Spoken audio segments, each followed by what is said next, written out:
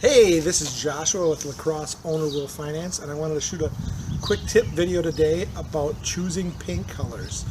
And the importance of the exterior paint color is what draws the future buyer in as far as how it looks and what they're desiring. If you paint the colors in a weird or a different way, sometimes people like colors, certain colors for themselves, and yet they're not popular with a lot of other people, so it actually prevents people from buying the house. Now what it does is it doesn't necessarily prevent them from buying the house from the aspect of there's a lot of other nice things about the house, but if they hate the color, they may not even go in.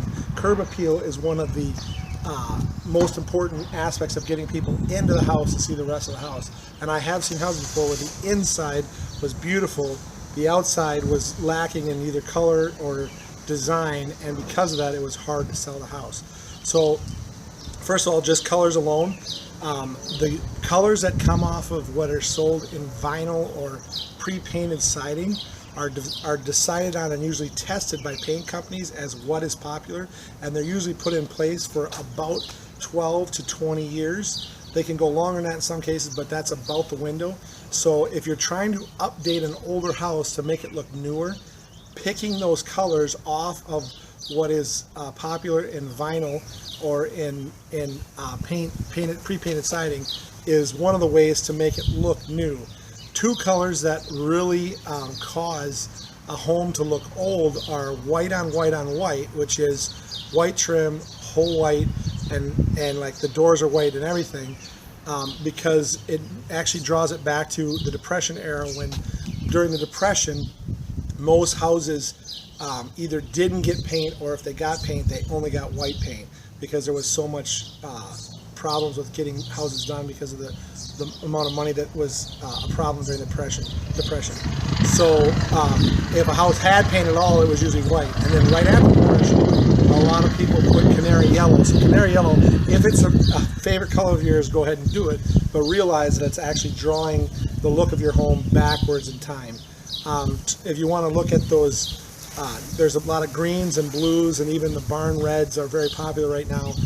The other way to do it, and this is my most preferred way, is to actually go around and drive neighborhoods and find a set of colors on the house that you really like that already exist, and then you can actually have your painter go up and use a tool, talk to the owner. Most owners are like, oh, you like it? And as long as it's not going to be the house next door, they're happy to let you have the color schemes. I've actually had it where they gave me the color schemes before because I wasn't putting the house right next door. And then, so if it's a really cool color scheme and it's better than all the neighbors' colors, it'll actually make your house look better than all the neighbors, and it'll make your house pop. If your house is not on the corner, if it's in the middle of the block, a lot of times it's important to have a really nice color scheme.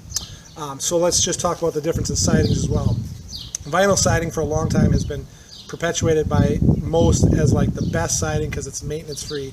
That technically isn't true, because there's a sheen on vinyl that after about 12 to 15 years it loses that shiny sheen, and so so a lot of times vinyl will start to attract dirt after it loses that sheen. And so in my opinion, and this is just one opinion, and it's because we've done so many of them, it is, in my opinion, better to use a paint job with a different type of siding, because a paint job costs a fraction of what it costs to go and do an entirely new set of vinyl.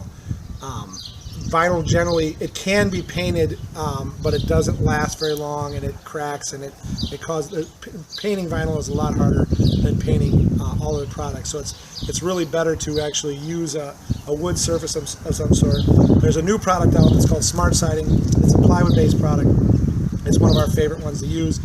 You'll see a lot of new construction having it, and you can buy this Smart Siding pre-primed, or you can buy it with pre-painted.